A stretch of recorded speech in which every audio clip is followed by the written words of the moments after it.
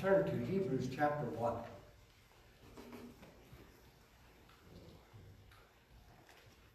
I think everybody that's aware knows that our nation's in a time of tremendous turmoil. And there's just a lot of sense of chaos, uncertainty, and unfortunately there's a tremendous amount of hatred that we see in our nation right now. And I've been thinking about it a lot. I'm sure a lot of you have. But I got thinking about these verses in Hebrews 1 verse 1. In the past, God spoke to our ancestors through the prophets at many times and in various ways.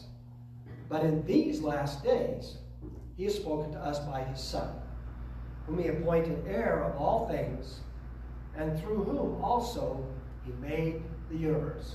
So the writer of Hebrews says, in the past, God spoke to us through prophets. But now he's spoken in the Son, and he's appointed this Son to be the heir of all things, and he even made the universe through his Son. Then it goes on, the Son is the radiance of God's glory and the exact representation of his being. So if you want to see who God is, you look at the Son. Because we already know, many places in Scripture, we can't behold the Father. We can't see God. No man has seen God and lived. And that's how John starts his gospel. But Yeshua is the exact representation of his being. After he had provided purification for sins, he sat down at the right hand of the Majesty in heaven. So he became as much superior to the angels as the name he has inherited is superior to theirs.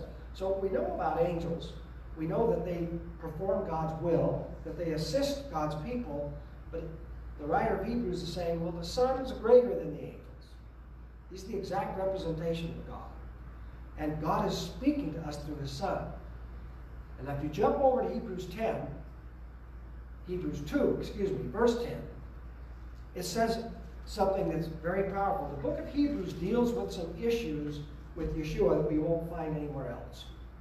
It's a very controversial book, and it was the last book admitted to the canon because they didn't know who wrote it. And the initial qualification criteria for admitting books to the canon was, did an apostle write it? Did Yeshua say it?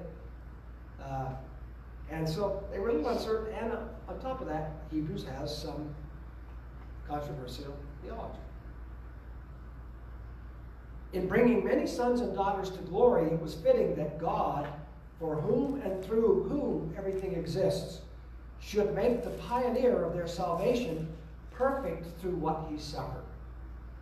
So he starts this book by saying, in the time past, God spoke through his prophets. Now, he's speaking through his Son. And his Son is the heir of all things. He's the perfect representation of God. But God, in bringing out salvation, and this translation calls Yeshua the pioneer of our salvation, and it says he was made perfect through what he suffered. And here, perfect means complete, full, mature, total. Yeshua was not complete until he suffered, according to the writer of Hebrews. Both the one who makes people holy, Yeshua, and those who are made holy, us, are of the same family. So Yeshua is not ashamed to call them brothers and sisters. He says, I will declare your name to my brothers and sisters in the assembly. I will sing your praises. The writer of Hebrews very much wants you to know that God's speaking through the Son, that the Son is superior to us, he's superior to angels, but he became like us. He became people. This is pivotal to the message of the book of Hebrews. And so he says, he's not ashamed to call us brothers. You'll know a lot of Christians are upset when you tell them that Yeshua is our brother. But it's scriptural, unless you don't believe Hebrews.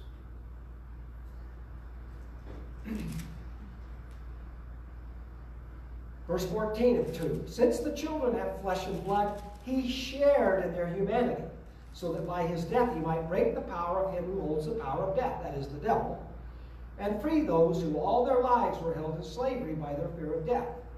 For surely it is not angels he helps, but Abraham's descendants. For this reason he had to be made like them, fully human in every way. You will not find this spelled out this clearly anywhere in Scripture but the book of Hebrews. It mentions it, it alludes to it. This does not disagree with it, but the book of Hebrews wants you to know that God put everything on the Son. He made the Son heir of all things, but the Son became like you. The Son took on your life. He took on what it is to be flesh and blood, so that he could break our fear of death. Because when you look at our bodies, what's the one thing we know is going to happen? We are going to die. As beautiful as life is, and all the things we experience, life has one trajectory. It always ends in the cemetery.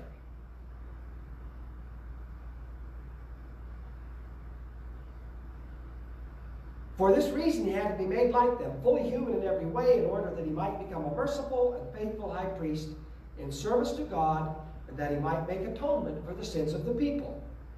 According to the book of Hebrews, he couldn't have done that unless he became like us. So this is one thing I think you need to have very clear. The Son is not the Father. There's theology that says that. And Yeshua does say, if you've seen me, you've seen the Father. I'm the exact representation of his being. He is not the Father. He is the Son. And he became perfect or complete through suffering. Because he himself suffered when he was tempted, he is able to help those who are being tempted. I'm taking a little time with this because when you look at the problems we're facing in our world today, we forget that we're called to be like the Son. And how does the Son fix the sin condition of people? I think I have been of this opinion. Lord, why didn't you just wave a wand and make me good? That would be so much simpler. That's not what he did. He came down, he suffered when he was tempted, and he's able to help those who are tempted. And I'm going to jump over to Hebrews 4, verse 14. Therefore, since we have a great high priest who has ascended into heaven, Yeshua the Son of God, let us hold firmly to the faith we profess. For we do not have a high priest who is unable to empathize with our weaknesses. If you've never picked this up in Hebrews, and you probably have, the book of Hebrews is about the fact that God sent his Son, who became a person, so he would know what you're going through. And see, this is half of the reason or more why we can't solve problems in humanity, is because we want to tell people how they should think. We don't want to become like them and understand where they are. We want to tell them, your pain is not legitimate. Let me explain to you how you should feel. How many of you like that approach? I'll tell you how you should feel. You shouldn't be upset. Have you ever heard that? That's not what God did. That's not what he did. He said, I see where you are, John. I see where you are, Ron Pan. I'm going to come down and get where you are, so that I'm not standing here looking down my nose telling you what you should do, what you should think, what you should be. I'm going to take on what you encounter. We have a high priest who is unable to empathize. We do not have a high priest who is unable to empathize with our weaknesses, but we have one who has been tempted in every way, just as we are, yet he did not sin. This is the difference. Let us then approach God's throne of grace with confidence, so that we may receive mercy and find grace to help us in our time of need. I remember when I broke my ankle, and that's been unbelievably almost 7 years ago. And anybody that's ever broken something down in the distal parts of your appendages, you have to wear a cast, a boot, something. I had to wear a boot, even before they did the surgery. Before I broke my ankle, I had never noticed a boot. I broke my ankle and I was wearing a boot, and I noticed them everywhere. Why? What happened? I wasn't even aware of the suffering that people had with a broken foot or a broken leg. I broke my ankle, wasn't that serious. They zip-tied it together and I'm fine. But I had to wear that boot for a month before the surgery. Then I had to wear it. I couldn't even put my foot down. Anybody, for 2 months. Lois had a similar thing but different. But the thing that I really noticed is the minute I was wearing a boot, when I was in the airport, when I was in the store, every place, I noticed people were wearing boots. And often I'd go over and talk to them. Why? Because we had common suffering. And I was very ignorant of this before this happened. I'm saying this to point out that God said the only way He could save us was to come down and experience what we go through so that He would understand us from our point of view. I don't know about you, but there's nothing so dehumanizing as somebody looking at your situation and telling you how you should be feeling and how you should be reacting to it when they have no clue. I remember in the year 1970-71, and I realize this makes me a little old. Well, 70-71 is 50 years ago. I was in my second year of college, and I needed a job. And it was hard to find a job. I found a job raking leaves at the university. Everything I found was temporary, it was hard work, and guys, it was $1.50 an hour.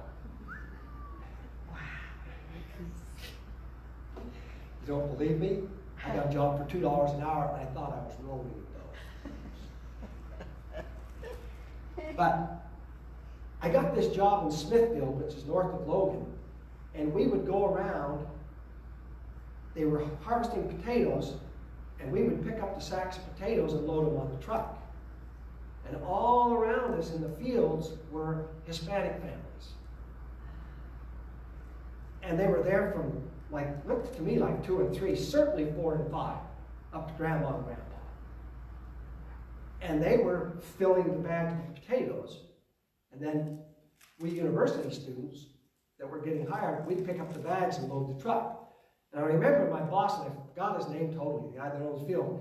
I remember he saying, "Those are the happiest people on the earth." And I remember looking at them. They looked dirty, uncomfortable.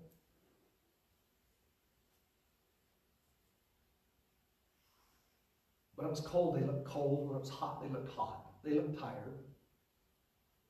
And I remember thinking there was something wrong with this picture. And the thing that was wrong with the picture is he knew what they were feeling. But he never asked them. I mean, you'd be thrown in jail to do what was happening then. When we don't identify with people, we will sin against them.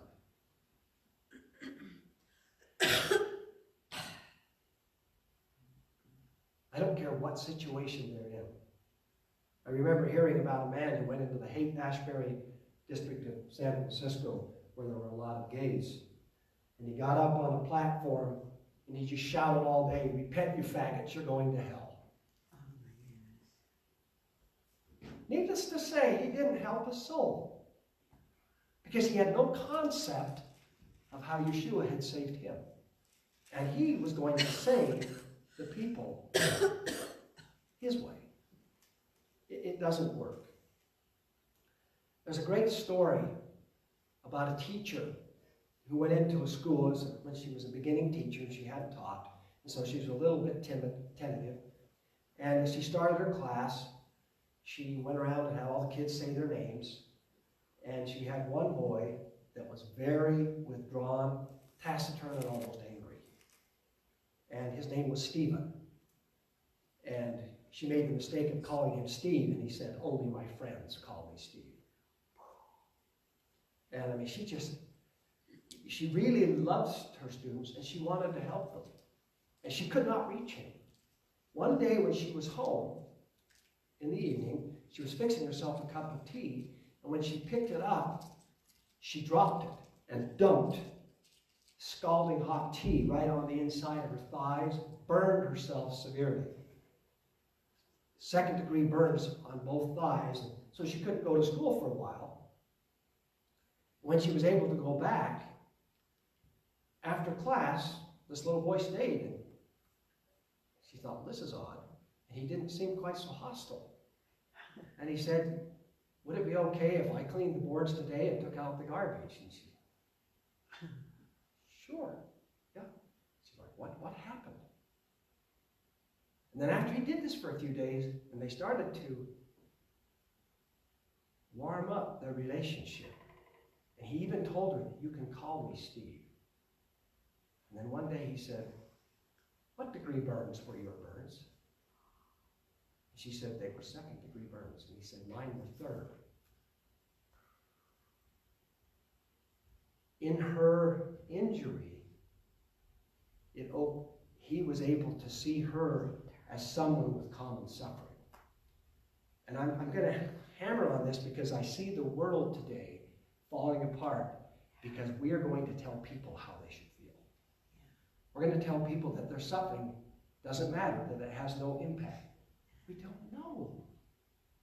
Suffer with them. I remember growing up here, there was a kid named Cody that was a good friend of mine. He was a couple years younger than I was, and Cody was very emotional and very sensitive. I was a kid, I didn't pick this up. I didn't realize it. And because of this, Cody had quite a temper. And Shem liked to pick on people. And Shem was good at it. He could do it in a way that he looked sinless. And when you lost your mind, wanted to kill him, it was your fault. And he enjoyed it. Listen, Shem is not the first kid to do this, and he won't be the last. One day he got under Cody's skin, and I think Cody was like 9, and he picked up a hairbrush and hurled it at Shem as hard as he could. Hit him right here in the forehead and knocked him cold. He fell on the floor with his head bleeding, and of course Cody just dissolved, evolved. And I can remember thinking about this because Cody and I got along all right, but at my stage of development, I didn't realize that Cody was dealing with pain in his life. Things in his family, his grandpa had committed suicide, his father committed suicide later on. And Cody only was here for 2 or 3 years, and he came out when he was older once to visit my dad and to see me. And I visited with him a little, and it was less than 10 years later. Cody went to a motel in southern Utah and shot himself. And I was thinking about that today and realizing how important it is to ask for the gift of the Holy Spirit to be able to identify with people's pain. I'm not particularly good at it. But what's great when you look at Scripture, and what this points out here, is the way God solved this is he came down and experienced our pain. He came down. I don't know about you, but I find it so reassuring to know that I'm not having an experience that he doesn't understand. There's a great movie out there about Temple Grandin. How many of you have seen the movie about Temple Grandin? One of the greatest movies. And Temple Grandin was born into a family. She was an autistic child, and severely autistic. And her mother took her to the doctor, and the doctor checked her out. She wasn't, I think by the age of 4, she still wasn't speaking. Anyway, she was severely behind. And the doctor said, you know, she's never going to talk. She's never going to be able to really interact. And of course, at this time, they didn't know she was autistic because we really didn't understand autism. But the doctor said, she's never going to be a functional member of society. Just institutionalize her. Well, her father thought that was a great thing to do. He didn't want to be bothered. But the mother said, over my dead body. And of course, she kept working with her, and she gradually learned to speak, and actually, she turned out to be kind of smart. But her autism was limiting that. The whole thing, a lot of things in the story that I don't want to bring out today, but something struck me as a cow person. And when she first went, she had an aunt that had a ranch, And when she watched cows go down the chute, and she saw them in the chute, see, for her, she didn't know how to experience closeness. In fact, she'll tell you today that she wouldn't mind a hug. But when she was a child, she was horrible. She didn't want to be hugged. But to get it, when she saw the cows in the chute, and that chute squeeze on them, that looks terrifying to me. That looked comforting to her. She actually created something that duplicated this. But when she watched the cow, she did something that most of us don't do. As human beings, we'll tell the cow what we want it to do and how it should react. She looked at the cow and said, how is the cow feeling? What does the cow see? She actually, as a child, went down the chute on her fours and got into the chute because she wanted to know. And she saw things, well, that would terrify me. I wouldn't like this. And so Temple Grandin has revolutionized the cow handling systems of the whole world.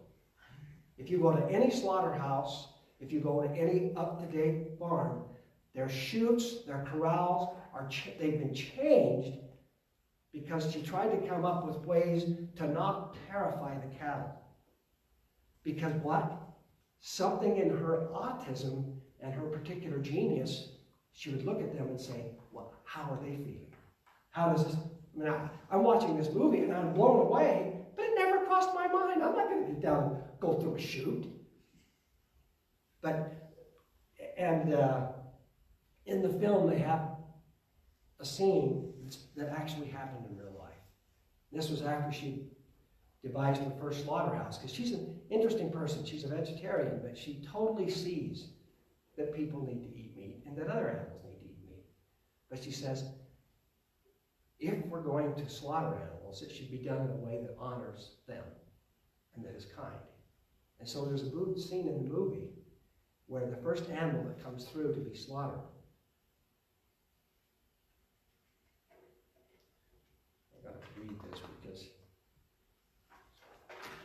she said this made her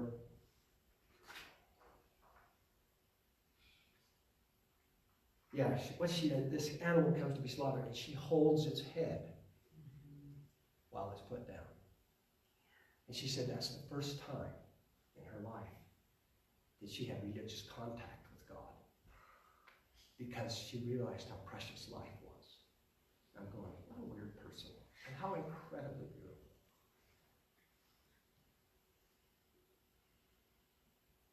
I don't think we can overemphasize the fact that God loved us and became like us, and that we become like him when we seek to understand and be like the people we don't understand. Go ahead, Lois. Maybe you can put it in perspective, but I mean, when the priests actually sacrifice, didn't they say that when when they actually drain the blood and everything, that the animals are calm or something? Yeah, that's what they claim. You wonder if it's kind of the they same actually thing. work with the animals, and they did really kind of the same thing she did. They put their hands on their head. The thing, they tried very much to create a peaceful situation, and you see what typically had happened before. Animals are jostled and shoved and hot-shotted down the chute, and they get in there and it's noisy and it's fearful. And it's one of the things that I'm not sure how to define the terms empathy and sympathy. But when you look at both of those terms, we really need both. Most people can feel sympathy.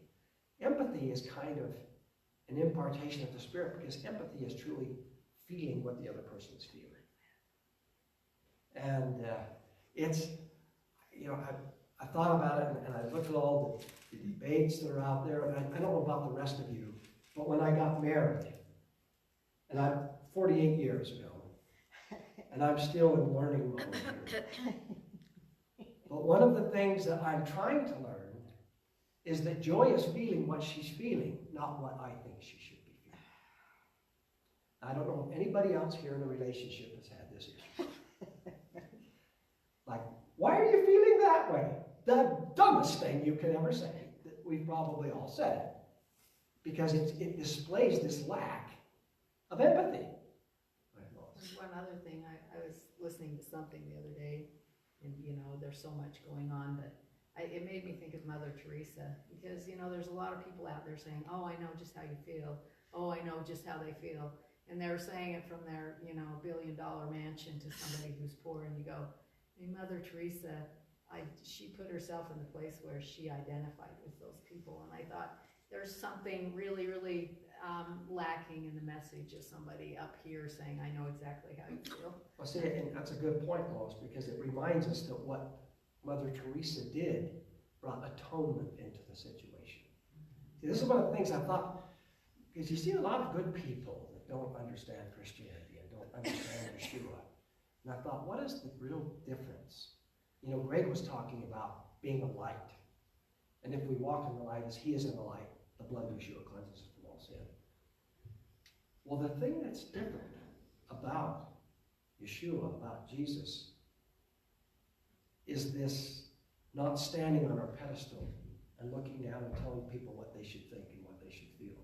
And what Mother Teresa did, you know very well, when they would buy a building, they would take out the hot water, they'd take out the rugs, and I'd go, man, you're nuts. But she said, for our mission, and she never felt like she had to tell the rest of the world, but she said for the mothers and sisters of mercy, what were they called? Sisters of mercy. She said, that's not us. We have to be on the level of the people we're helping. And I think that's just, it's very important. And there's a great little line in one of Robert Burns' poems. Oh, what some gift the gifty gie us to see ourselves as others see us. If you ever had to memorize English poetry, there's something about learning to understand and to take the time. And I've told you many times, one of my favorite stories is Sam and me. And Sam telling me when we had that great hamburger stand there in Delta that's long since gone, but they made the best milkshakes in the world, and Sam saying, I've got to get you your favorite milkshake, but you can't even open your eyes till I give it to you. And he gets me this milkshake, and I'm sitting there thinking, man, what's this going to be? Chocolate, caramel, what? And he says, Sam, this tastes like cherries and pineapple. Isn't it delicious? We both laughed about that a lot because there's nothing in the world worse to me than a maraschino cherry. That is disgusting. It's the fruit of the devil. It's, and pineapple and ice cream. Anyway, it's funny because the golden rule is not doing unto others what I want to do to them. The golden rule is doing to others what I would like done to me. And so if I want to get you a shake that you like, what's the first thing I do? Find out what you like. and I mean, I think about this, and we have a lot happening in our country right now. And one of the things that's really going on is the whole black experience in America. And being a person who's quite sports-minded, one of the things that has really, it's created a division and a lot of judgment in the sports world is this kneeling during the national anthem before football games. And let me read you something that Drew Brees said. Drew Brees is one of my all-time favorite people. He happens to be a quarterback, but he's a wonderful Christian and a fantastic person. But he was asked about his thoughts on the kneeling protests. And he said, I will never agree with anybody disrespecting the flag of the United States of America or our country. He added that whenever he looks at the American flag and hears the anthem, he thinks of his veteran grandfathers. He went on, every time I stand with my hand over my heart, looking at that flag and singing the national anthem, that's what I think about. And in many cases, it brings me to tears. Thinking about all that has been sacrificed, not just those in the military, but for that matter, those throughout the civil rights movements of the 60s, and everyone and all that has been endured by so many people up until this point. And is everything right with our country right now? No, it's not. We still have a long way to go, but I think what you do by standing there and showing respect to the flag with your hand over your heart it shows unity. It shows that we are all in this together, we can all do better, and that we are all part of the solution. How many of you know how that went over? It was like dropping a bomb.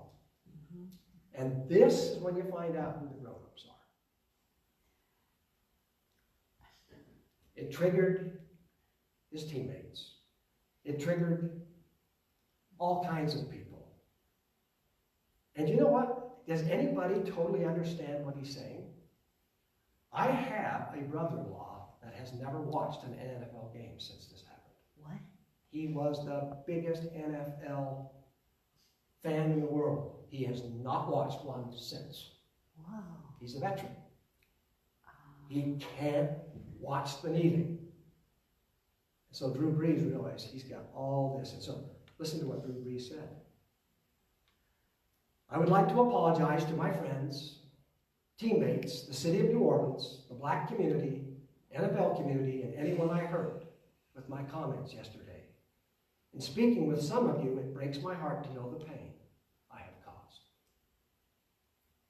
In an attempt to talk about respect, unity, and solidarity centered around the American flag and the national anthem, I made comments that were insensitive and completely missed the mark on the issues we are facing right now as a country. This is an amazing person. They lacked awareness and any type of compassion or empathy. Instead, those words have become divisive and hurtful and have misled people into believing that somehow I am an enemy. This could not be further from the truth and is not an accurate reflection of my heart or my character. This is where I stand. I stand with the black community in the fight against systemic racial injustice and police brutality, and support the creation of real policy change that will make a difference. I condemn the years of oppression that have taken place throughout our black communities and still exist today. I acknowledge that we as Americans, including myself, have not done enough to fight for that equality or to truly understand the struggles and plight of the black community. I recognize that I am part of the solution and can be a leader for the black community in this movement. I will never know what it's like to be a black man or raise black children, but I will work every day to put myself in those shoes and fight for what is right. I have always been an ally, never an enemy. I'm sick about the way my comments were perceived yesterday, but I take full responsibility and accountability. I recognize that I should do less talking and more listening. And when the black community is talking about their pain, we all need to listen. For that, I'm very sorry and ask for your forgiveness. This is an incredible Christian. That's how it's done. He said a lot of right things in his first comment. He said a lot of things that you could stand up and argue for. But you know what he did? He talked to his black friends and he said, you know what? That's not how that came across to them. That's not how they understood it. And he stood up and said, I am with you. Do you understand it's the only solution to the brokenness of the human condition is the cross? And Drew Brees, he's a football player, but he gets it. John, do you have a sense that he experienced a transition from what Lois made a reference from, and his initial remarks were only coming, and this is the only language I can use because this is what the media, our civilization is using. Drew really comes from a white privilege history in terms of himself personally. So once the backlash started, he had to look at things from through a different lens than his. Yeah, I think that's true, but I think also what he understands, he sees the flag as the source of blessing to the black community. And they don't. And for them, well, see, the thing is, here's where we don't understand each other. The black that kneels is not hating the flag. The black that kneels says, the flag has not been fully realized by my people. I need justice. We don't see it the same. We don't. And you know, the thing is, so many of us as whites, listen, when a white man goes out and dies for his country, he's dying for the black people too. Yeah. And so they don't understand. Let me tell you, like I said, I know people that because of this kneeling, they won't watch football anymore. Now, for some of you, that's not much of a sacrifice. It is at our house. There are people that this is like tearing your heart out. But my point with this is that Drew Brees understood that his comments came from his position, Mm-hmm. which he loves blacks.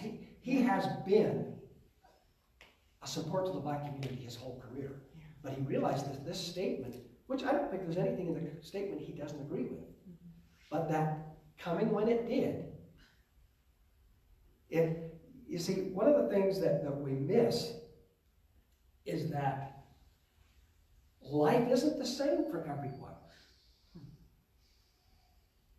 I mean, the flag has never been dangerous to me. I'm very patriotic.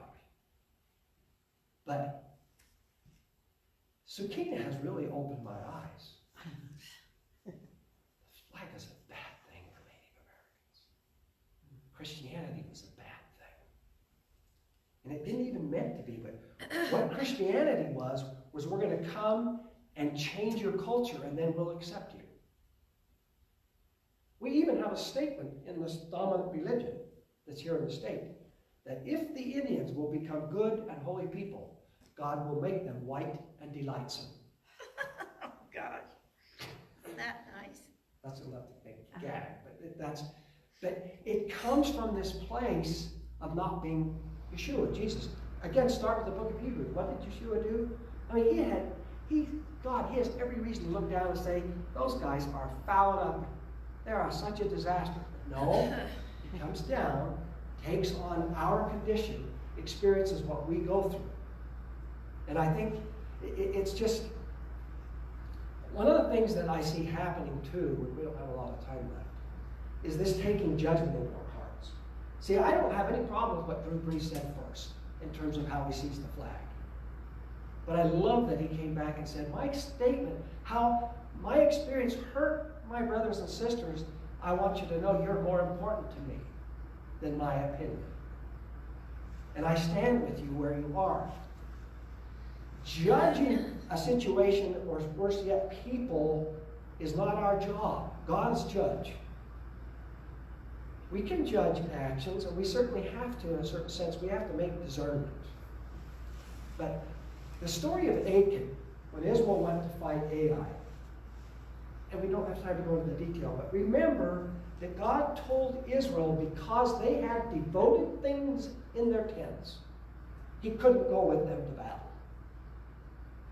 And he said, those things are mine. If you take them into your house, I'm not going with you. The judgments that we make against each other are not ours. The vengeance that's in our heart is not ours. And even when I see right now, I think most whites have a difficult time understanding the anger in the black community. That's why I told you the story of Cody. Cody put his fist through more than one wall. And I remember thinking, he needs to get it under control. And now I look back and I think, what a dope. He's hurt. Anger is, what does James say? Man's anger does not work the righteousness of God. And when somebody's angry, find out why. Don't tell them they shouldn't be angry. That really helps. There's a great book written, and I want to mention this too. In Deuteronomy 29, there's a very powerful statement. 29:29. It says, the secret things belong to Yahweh our God, but the things revealed belong to us and to our children forever, that we may follow all the words of this law. There are a lot of mysteries and things we don't know. They belong to God. What's obvious and revealed belongs to us. But I want to touch a little bit more on this whole concept of identification. Late in 1959, I would have been 9. Just to put this in perspective. On a sidewalk in New Orleans, a shoeshine man suffered a sense of deja vu. He was certain he'd shined these shoes before, and for a man about as tall and broad-shouldered. But that man had been white. This man was brown-skinned. Rag in hand, the shoeshine man said nothing until the hulking man spoke. Is there something familiar about these shoes? Yeah, I've been shining some for a white man.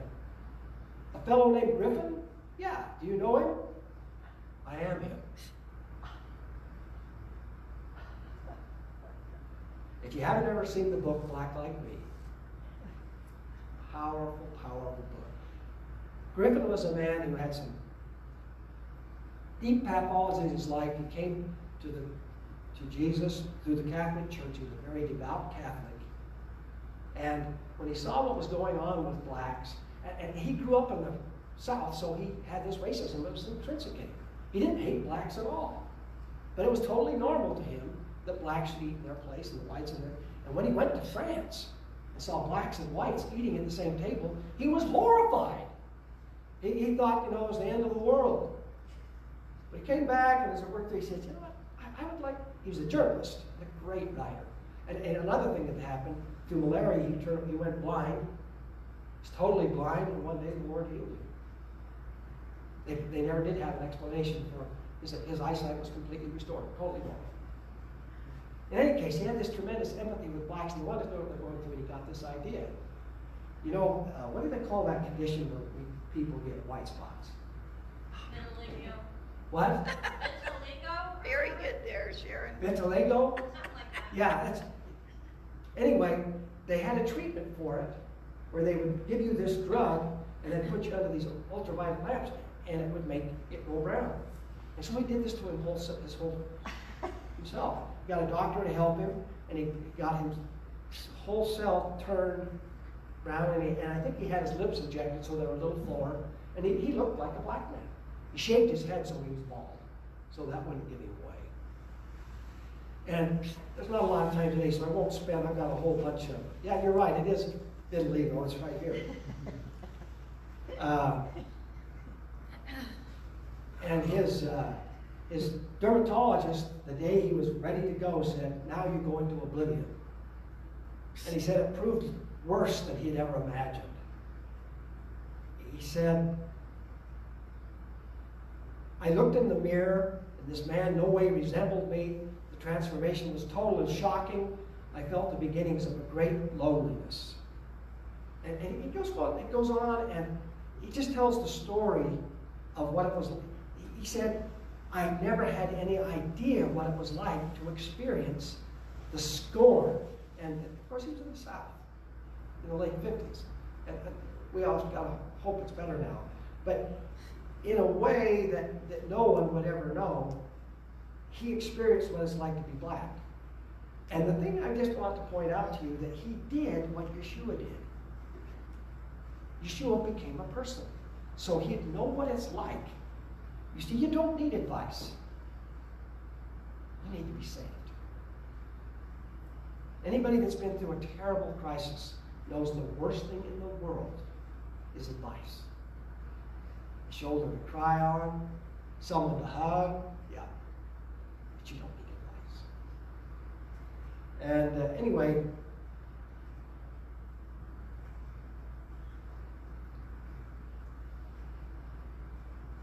the anger that's in our world right now, how do we deal with it? When I see this looting, and I think what's interesting is that there's almost nothing that serves the movement worse than the looting and the destruction. But what we need to understand is the anger where it comes from. You need to understand, all right, because if you go and tell the people you shouldn't be angry, you're going to make them mad. On the other hand, the looting isn't serving anybody. In fact, if anything, looting fulfills the stereotype of your enemy. So it takes you exactly the opposite place that you need to be. And here's the thing. You know how we know that the looting and the anger is not from God? Because after the video was shown of George Floyd dying in the hands of the police, 99% of Americans were with you. The anger spilled out in the looting, and now you're back to a divided nation. And here's one of the things we do when we're divided, and I know that happens time, is we start making excuses. And so I'm seeing all kinds of videos about it was staged, he really didn't die, or he was a crook, so it didn't matter. And let me see, I might have written this down. Dan Watkins, who you all met, he was here before. He shared that he got a little taste of what blacks go through when he was concluding adolescence. How many of you remember the hippie phase? You got to be pretty old. Yeah, it's older ones. I mean, I worked at the library, and I can remember thinking, I'm going to die when I go in the smoking rooms, because not only do people smoke in there, but the hippies are going in there, and they haven't had a bath in 3 years. And, oh, I can remember about barfing. It was the smell. I'll take manure any day. But in any case, he said Dan was a hippie. Long hair, beard, hippie garb, and he says he got pulled over, talked to by the police over and over and over. And he hadn't done anything. He said, I found the best way to handle it, do what they said, be quiet, gentle. And he said, I had no problem. He said, I at least got some understanding. And he was very clear, I don't have total understanding. Well, what I thought was interesting was that a friend of his, Julian Jackson, who happens to be black, he said, this is the conversation we black parents have to have with our sons that most whites don't. I know you personally and know that you understand our plight. But I would only add that the difference is that we had 400 years of far worse treatment than that. Reconstruction, which gave us hope when it did, then Jim Crow, which destroyed it all. And if you haven't read the story of Reconstruction in the South that brought a burgeoning black population to middle-class success, and then the Jim Crow thing in the late 1800s, early 1900s that destroyed it. Most of us are unaware of that history. Anyway, the argument, stop resisting arrest, falls flat when there's cases of video footage of blacks wantonly killed who aren't resisting. Sadly, true. What we really need right now from our white friends is understanding, compassion, and prayer in the wake of all that's happened. Because speaking from experience, I can tell you of several personal run-in with the cops, and in which they were all the way racist and out of order. So one of Dan Botkin's other friends writes in and says, the difference between us and you is we got over it. Okay, so Julian comes back. Did you tell Jews to get over it when the Holocaust Remembrance Day? This next guy. Save it, Julian. Jews aren't out trashing the place and blaming me for the atrocities of the Nazis. Grow up and quit trying to make people believe you're still in chains. You're not, and I didn't put you there. My point is, this kind of dialogue does not, using Greg's example this morning, bring light. We need to understand the veterans that hate the kneeling at the flag. We need to understand those who want the right to kneel. If you want to be a healer and a reconciler, you're going to suffer. It's not going to be easy. All that first part of Hebrews brings out that Yeshua made a difference because to become complete, he suffered. This isn't going to be easy. It's like I just about the looting and the other thing that's bad about the looting, it's being used by Antifa and it's being used by white supremacists. So when you see somebody breaking in that window and carrying out a TV, it might be some guy that says, man, this is the best TV I've ever had. And what happens is that the discussion goes away from, we've got systemic injustice. We have systemic, and time to stop. We need to ask God, if God reconciled all things in heaven and earth through the blood of Yeshua, how do you and I bring that to this? Do you realize our nation is not in a good place right now? We hate each other. We hate each other. We don't believe. We don't agree. And we don't need people telling us that their feelings aren't legitimate, that they don't matter. And rarely when you're hurting do you need advice.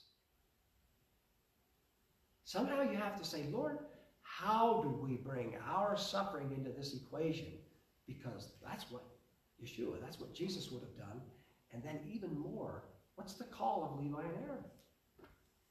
It's to be healers. No, the whole dynamic of people, like hiring people to come to the protest is a different one. Well, yeah, I mean, sadly, Antifa, that's big time. They get hired, they get paid, they come in and tear it all up, and then, I mean, it's like what happened in Utah. I don't know how many of you saw the clip, the group that tipped that car over. The black lady was pleading with them, don't do this. Don't do this. It was a bunch of white kids that did it. By the way, they're on video and they're in jail. It wasn't just whites. Well, the ones that tipped, I didn't see anybody but whites tip the car over. Yeah, the guy they do as a hero the next night was one of them, and they arrested him the next day. That kept the peace. They arrested one of the guys that kept the peace. The next day, because he was one of the ones that tipped over the car and set it on fire. Now, I didn't see, the ones I saw set it on fire weren't keeping any peace. There was a lady that came and asked him, please don't do this. This does not represent. I understand, but it wasn't just a bunch of white kids. I watched the video. You can watch the video all you want. They've arrested a bunch of black people that were there too. And the person who threw the gas on the car was a black person. Now that could, I guess I didn't watch that part. In any case, it doesn't do any good. And here again, as you look at reconciling, there has to be a way to figure out how to recognize your uniqueness, your identification, who you are, but also to back up and say we're all people. But shouldn't it be illegal to hire people to come cause trouble? I mean, that is not illegal. The causing trouble part is illegal, It but happens all the the time. hiring people, isn't that kind of a, But in Utah, then we found one guy I don't think that was people- from out of state. I don't think Everybody people- said the people came in. Utah, there was nobody there. nobody, okay. Yeah, but the thing is that in Utah, they've largely got a handle on it. But let me tell you something. I don't know about the rest of you. I'm grateful for the state we live Yes. Yep. in. We have good government. Go ahead, Guy. Yeah, I don't want to discredit what you're saying or what's going on, but I also happen to know that a lot of these protests are actually turning into revivals. That you don't see it on the news, but I have several friends who actually been part of the orchestration of these protests, but it's churches who can't meet in church, so they're going out on the streets and in an effort to reconcile with the black community, or it's actually black churches trying to reach out. And there's revival, there's prayer, there's worship, there's forgiveness, there's good things happening. Well, the thing is what happened in Atlanta, the protest came up to the police, and the police said, what would you like us to do? And they said, walk with us. So the police chief and all his policemen walked with the protest. No looting, no burning, nothing. I mean, there's really bad things happening, but there's really good things happening. I think you need to...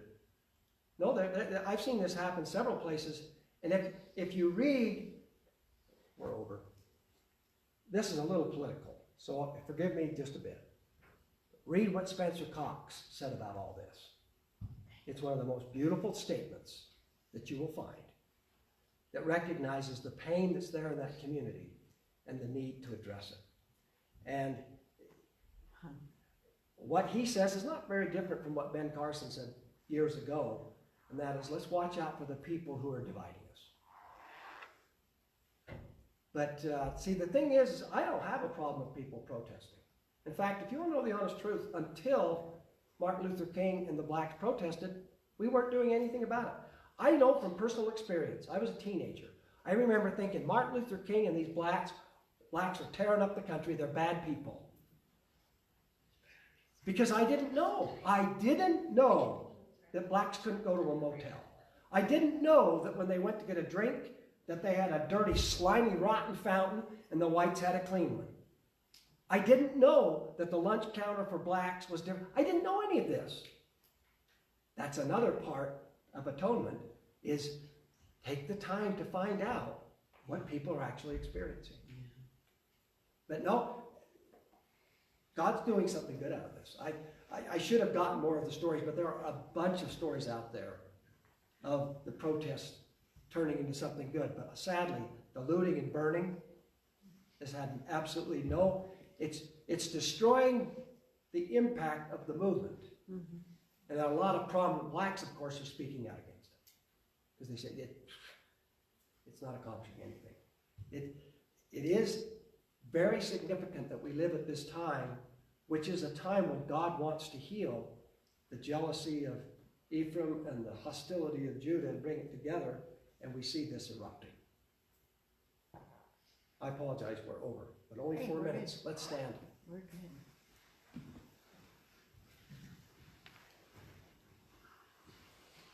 Lois, would you pray for us, please? Our Father in heaven, we're grateful for the sacrifice that you made for us, that you came here to identify with who we are and to give your life that we could live. And we pray that we could be lights on the hill, that we would have your wisdom in every situation. We would act where we need to act, and we would be quiet where we need to be quiet. And that you would give us that so we could be a light on the hill. We say this in Yeshua's name. Amen. Amen. Oops, I didn't move.